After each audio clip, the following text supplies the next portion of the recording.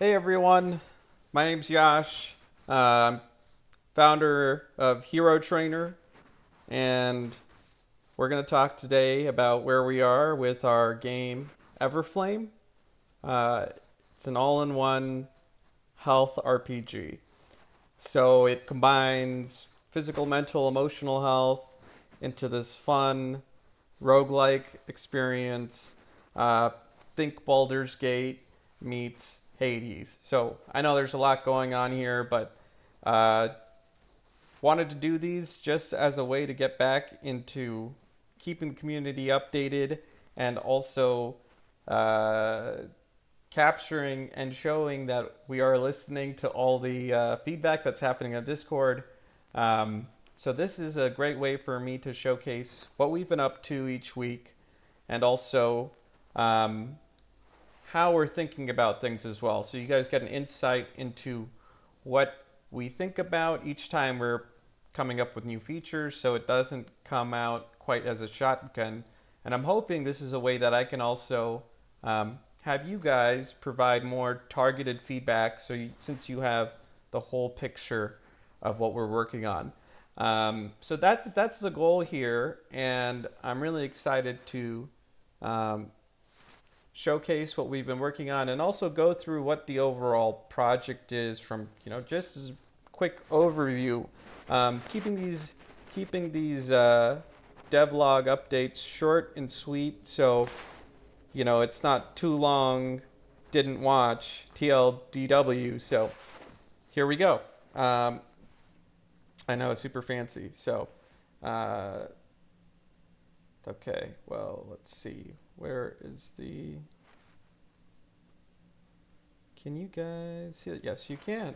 All right. So, I do want to, kind of talk about why we're building this, right? So, and um, what this does overall, and what the overall vision of this is, right? So many of you know, right? The idea here is to build healthy and sustainable habits for yourself, right? Changing habits is one of the hardest things you can possibly do. Um, and to customize that to each person is also very difficult, right? We have people on this app right now who are full athletes, all the way to people who aren't used to walking more than 200 steps a day, right? So we have the tech today to do that. And it's all about being clever about how we customize different experiences for you, so it's fun for both of you, while also not giving people such a uh, blunt advantage up front. So we want to be very careful with this, but it has to be fun. It has to get you healthy. It has to be customized to you. And lastly, this is where, what I think is the holy grail of what we're trying to achieve here, right? So we're trying to build a game like Pokemon Go that is enduring, right? Year over year over year, right? And we want you to have the choice to leverage the health data that you collect here.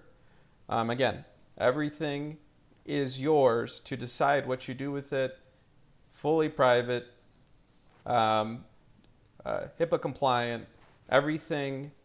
We're not in the business of selling data. What we do want you to be able to do is change the way you experience other games, right? So you have a Hero Trainer centralized account that you can connect into any game, right? So, say for an example, easiest example that comes to mind right now is, say you play a game like Fortnite, right? We know they're very big on user-generated game modes, right? Giving, allowing people to create what they want um, with the tools, with their creator tools to make different game modes, right? Say you walked 5,000 steps today, your character in Fortnite would walk at a specific speed. But if you walked 10,000 steps a day, now your character walks 10,000, twice as fast as the person who walked 5,000 steps. So in that way, we not only make the existing game that you're playing, Everflame, fun, but it also serves as a way to make the other games that you're playing now and the future to be more exciting and more engaging. So this is supposed to be your one-stop shop to connect to everything. This is why this foundation is so important to us, is because you can connect to everything from this. Um, so we kind of have a couple of immutable laws here, and I say immutable laws, but these are things that we want to make sure that we keep in mind always. It's easy to get lost in the weeds, and we have a couple of ways to make sure that we do this, right? We don't want to push people away, so it has to be easy and accessible to everyone, right? But difficult to master, right? If we think about a game like Super Smash Brothers or something like that, right? It's anyone can play the game, but to really crush it, there's the level of depth there is a lot. Um, like we said, it's enduring, so it keeps going on and on. And we're trying different forms of motivation here to keep you here for as long as possible. So, fun being the greatest, scientifically backed, curiosity, like when we think about stories, right? We've all heard about the 1,001 stories. And, community being a big part of what made the first game very successful. People had these guilds that they, had emblems for, built full Discord communities over that I believe are still running, right? That all stem from this sense. It's a really great reason to show up to a game or an app, because it's a sense of community that you may not have elsewhere for people that get you, who are gamers, who want to improve their health. Just a shared thing. And then lastly, financial incentives. This was always a big part of the first game. This is still a part of this one, except it is going to be a byproduct of something in the future. And what I mean by that, right? So we were providing gift cards in our first game off the bat. That was the whole game. We can't do that because, as you guys found out, giving away free money is very difficult as a business model. However, as this game has multiple other features in it that keep you here, it will eventually grow to the point where we might have partners who are interested in providing those financial incentives or providing, discounts or gift cards. But what we do have control over immediately is the rare items you come across in this game are fully tradable. So people can pay real money for that item. And that is super cool because it's rewarding in its sense, and it really increases the longevity of you continuing to play it. And it also gives you some really solid endgame content, and also gives you the ability to come back, right? So now we have some different forms of behavioral systems that we've kept in the back of our heads to make sure, again, these are done in an ethical way, not in the same way a lot of these addicting games do it, that create that dopamine Skinner type of box, where we want here is you to feel like you want to play it, not because you need to play it, because that is a very terrible feeling overall that in the long term is very detrimental to your health. And then lastly, these are the pillars of any game that we will build here at Hero Trainer. Is it can never be pay to win. Health cannot be bought. Even if it didn't have a health component to it, we don't like that at all. There should be no reason why someone with more money can come in and beat you. Never. Everything, all the items that you can buy are going to be cosmetic, including the items that you find that are tradable, cosmetic, or collectibles, skins, outfits, things like that, right?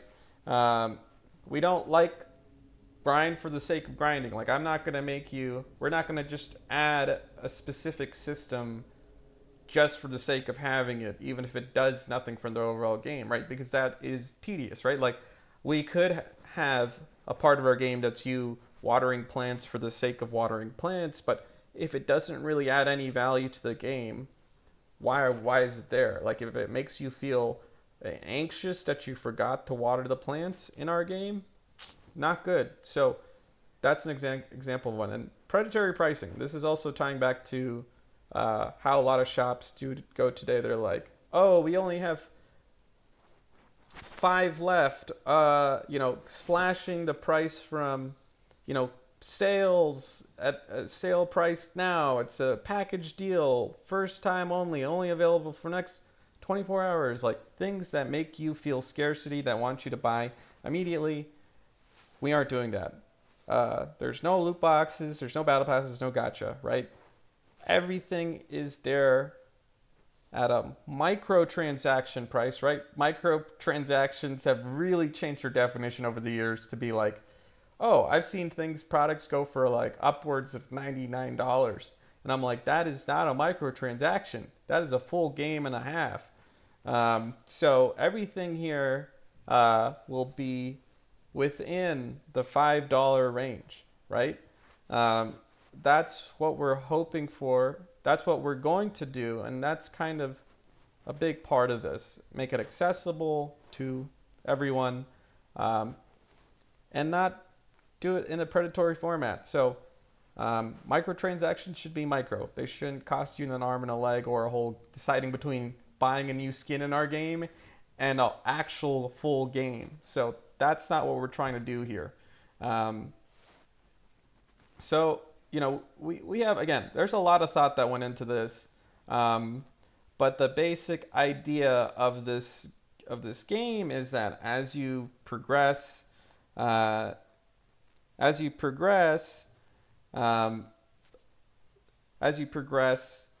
you collect your energy from doing healthy activities. You use that to explore, to complete quests, and then finally that allows you to get, power up your character, progress the story, and continuing, right? So this is kind of that single player experience, so to speak, and then once you reach a specific level, it turns into PvP or guilds versus guilds, and that's sort of the direction we want to take things. So one of what I want to focus on for today, again, the idea is to keep these a little smaller and bite sized. So what we're working on, what we've been working on is one is sleep and the adjustments to that, right? The ability to set a custom time to sleep, right? We love it because not everyone can sleep at 8 or has different sleep times and schedules, right? The player starts the app, and then once the player has quote unquote slept for 10 hours, you'll have your health charged for the day. And one of the things you want to do is keep this as convenient as possible. So you'll receive a notification before bedtime. You'll receive a notification at bedtime that you set, and you'll also get it right when you hit the 10-hour mark, so you don't run into that situation where, Yash has slept for 72 hours because you forgot to check that one day. And it will automatically take you to the sleep page. So the idea also here is to make sure that it's non-intrusive, very simple. This is actually going to be your spirit guide. So we're playing around with this right now, just as a starting spirit guide that everyone has. This is Judney, who, as many of you know, was my dog, who the community knows as part of the streaming community, is very aware. Well, back in the day when I used to stream on Twitch, she was there for all the snacks and cuddles.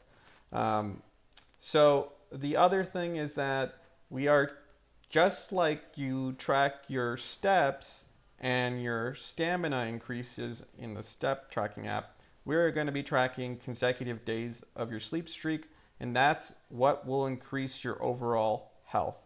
And then lastly, we want to make sure we track your noise, phone usage, and movement, right? So we know a lot of people do doom scrolling, and that's what we want to prevent against. So track whether you're using another app. If there's a lot of noise and shaking, um, overall movement, we'll be looking at that and do it on a 3-star system. Uh, I have these apps. I've done a lot of research on what are those, you know, oh, I got a 94%, 96%, whatever, 80%. Um, and on my sleep quality, right? So what does that actually mean is that it's pretty difficult. Those numbers are very arbitrary. With actual research, they're actually show that they're not predictive of really any health outcomes, but they can actually be detrimental in a way. If I get a poor health score, and I if I get a poor health sleep quality score, I am going to go through my day at a lower quality because I perceive, since I only got 80%, I believe I will perform lower. It's because this has essentially made me think that I am doing poorly. So they were able to test this out in two different, people who slept the same number of hours, but the quality, but had different scores written out, and their actual way they performed on different activities was completely different based on what it told them on their sleep quality. So we aren't there to tell you how good your quality is in that detailed of a way. We're looking for very simple things here, right? How much have you used your phone for overall? How much movement have you done? And noise is just as an extra way for us to track that. And this is something that, not finalized, because again, we want to accomplish this with the least way of being intrusive in your life. I don't want to be intrusive. I don't want to track these things if it can be done without it. But I do also want to make sure that we're getting you guys, and especially some of us that do struggle with drawing boundaries within ourselves, have actually solutions here that work in keeping people that struggle with willpower, myself included, this to make sure that I'm not slipping off the horse, right? So there's no solution that's all encompassing, but this should help overall. So the last thing I will say is, so the big part here, right? And this is again even an example from another app. We have two other apps here as guidance for what would be cool, just as a reminder. Again, we don't want this to be, it doesn't have to be excessively close to you or anything like that, or on your bed or pillow or anything like that. We're trying to make this simple as possible, but the phone doesn't have to be under your pillow or on your bed, right? We want to, again, not as intrusive. So Jugni is going to be floating around the spirit guide in this example. And yes, the ones that you purchased, if this is successful in its test, we would be able to add those in relatively soon after. So, for an example, it would tell you, I have like percentage written up here as an example, just for outlining it. But just for outlining what it would look like, but we wouldn't be actually using percentage overall. This is again me using what guidelines or UI guidelines from where percentage would have gone, not that we would use percentage, but at the end of the day, it would tell you how much you've slept, and then overall your quality, right? Your sleep quality would be responsible for the unique items or the resources and items and things that you're your spirit guide found while you were asleep. So the idea is, you know, if you're not doing such a good job here, right, you're creating turbulence for your spirit guide who's out finding some things. Um, and when you do that, it should uh, encourage you not to do those different things, right? So we don't want it to the point where you're like sweating in bed, worried about like making a sudden movement and it's going to affect things. That's why, again, 3-star system, keeping it simple and not freaking you out. So it's a tight balance that's going to take some time to actually figure out. And again, just for the people who are reading this, orthosomnia is the study, or is when you overmeasure something. So like if I track my weight every single day, I will actually have worse health outcomes because I am, you know, the fluctuation and like that level. I'm like, oh crap! Like yesterday I was 150 pounds. Now today I'm 151 or 152. So in that short time span, you're like, oh god, I'm putting on weight. But the thing is your water weight or your weight fluctuates pretty dramatically or within several pounds, but you may think that you're putting on weight or what you're doing is not effective. So that is why the measurement or over measuring something can do the opposite to you, and that's what we're trying to prevent as well, because percentages again are arbitrary, and there's research to show that they aren't even based on anything that's just everyone's own definition, which is quite interesting. The actual measure of good sleep is sleep debt, and it's actually a real thing. It's short term, and we can get into that later, but which I'm very passionate about, by the way. So again, we are building something that's going to get you healthy first and foremost, in a way that's gamified and fun, that ties into the overall experience and lore of the game. So that's what I think is really cool here. And then lastly, I know I was trying to keep these short and sweet. I'm guessing since it's my first one, I am, oh no. Is it actually recording? I hope it's recording. Alrighty.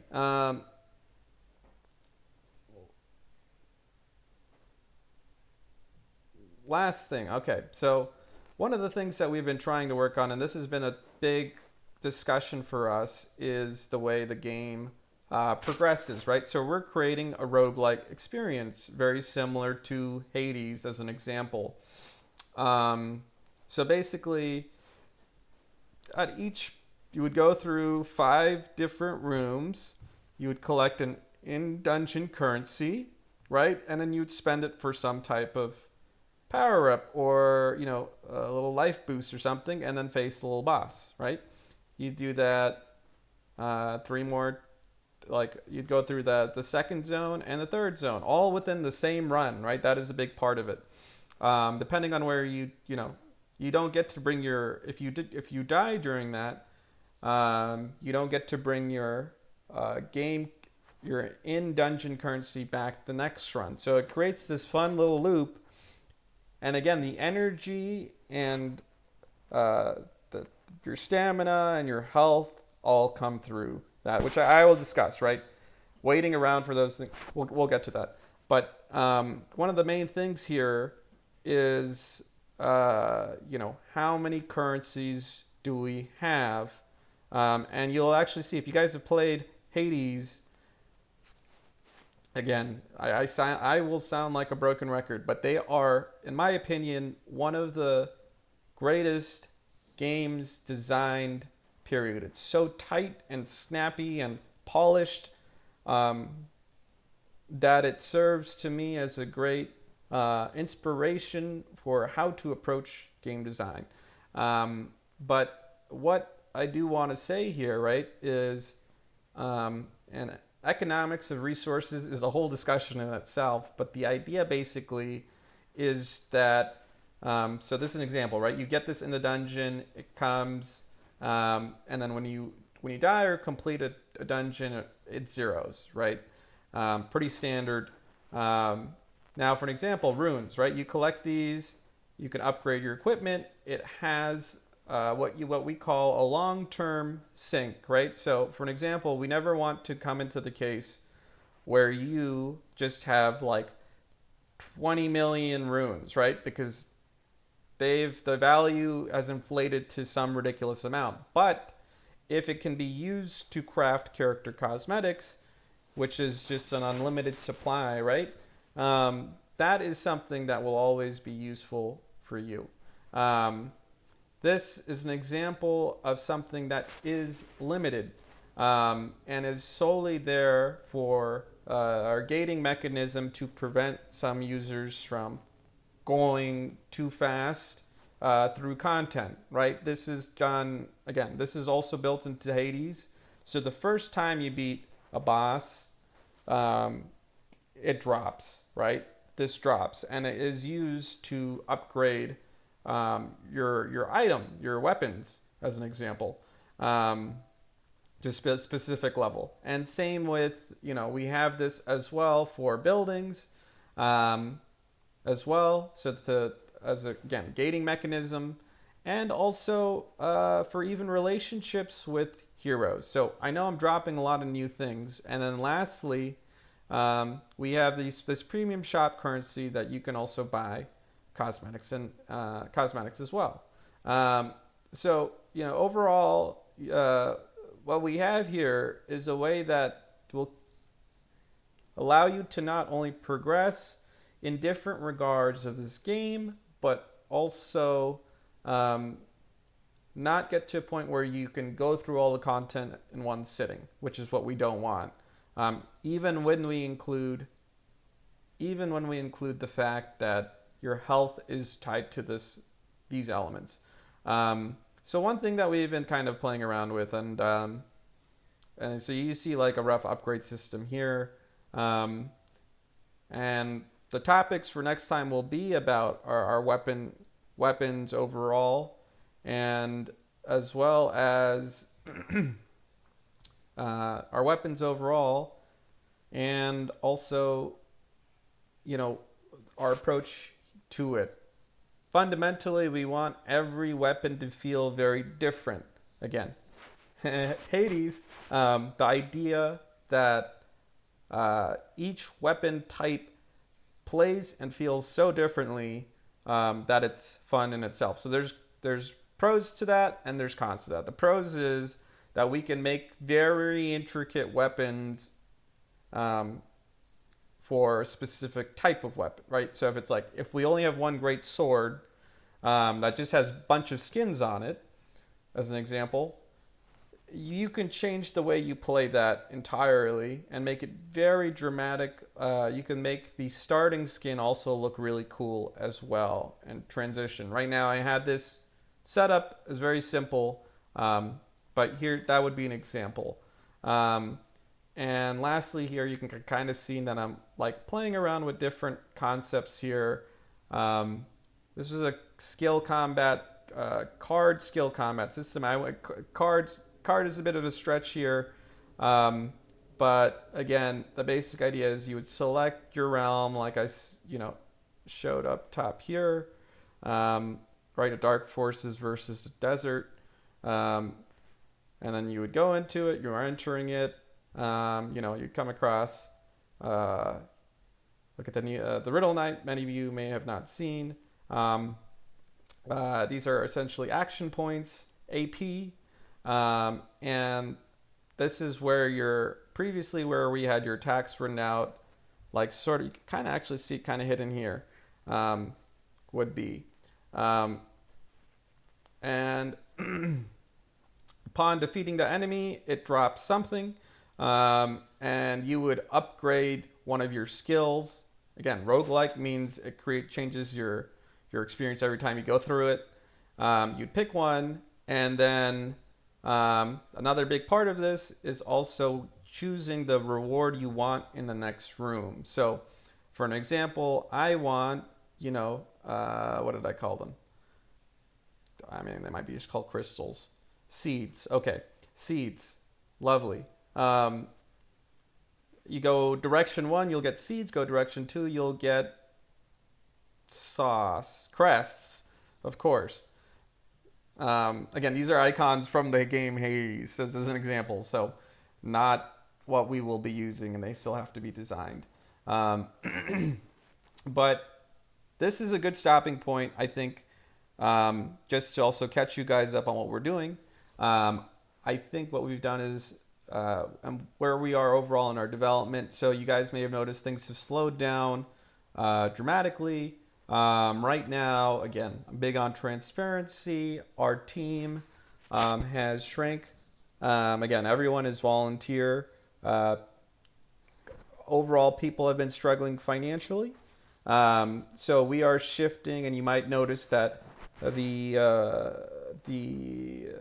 the drive and the outreach of the beginnings of this creator program that help us continue to build with our very talented and diverse community, and also us looking at other ways where we can drive revenue from other sources. So, for an example, I'll be sending out emails. There'll be options for sponsors to sponsor those emails, as an example.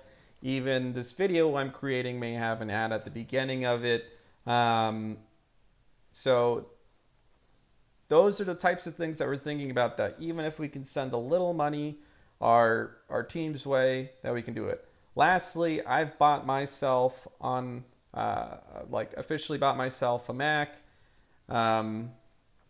over which I'll be spending the next 12 months paying off. But that is to allow myself to push out updates in a more controlled manner. So the thing I was struggling with is I couldn't test my builds on my Apple device. So it was very difficult for me to actually test the quality of the builds. So those builds would normally come out to my CTO, who would build it. And again, everyone has different schedules, so he usually wouldn't be able to build till the end of the week. And then I wouldn't be able to, usually, since I'm like, whoa, we're so far behind, we need to get this out now.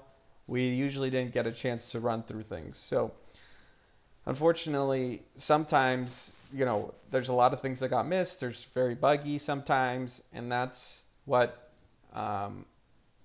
we're avoiding now by me finally having a Mac that has fortunately been set up to where I can actually test directly on my device, and do some push out content at a much more frequent pace. So it's a big win. So I just wanna say, thank you guys again for supporting Hero Trainer and being part of this community.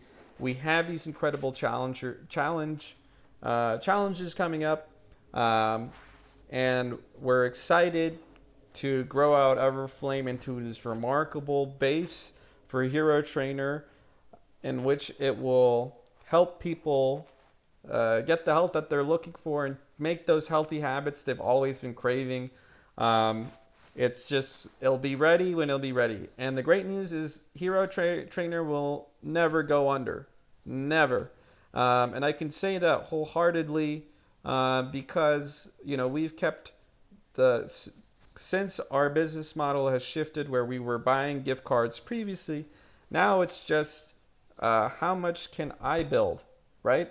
Me, how much can I build on my own? Obviously, without an artist or art teams and things like that, this game would grind very slowly, but it would never die, is what I'm saying. I'd work a little more at my day job and then find someone to commission the art. So those are those things that I'm working towards, and that's why I'm saying Hero Trainer is going to be here forever. No doubt about it. We're here to stay, and that is my greatest strength overall as a person, being gritty, stubborn, and that is what's going to stay true and ring through with Hero Trainers. So thank you all. Feel free to leave comments or whatever. I don't really, I'm not going to be one of those people who say like and subscribe because, again, this is more of an update just to participate, learn about what we're doing. And this is going to be included in our newsletters as well, which I'm excited to share. So thank you as always, and stay hero.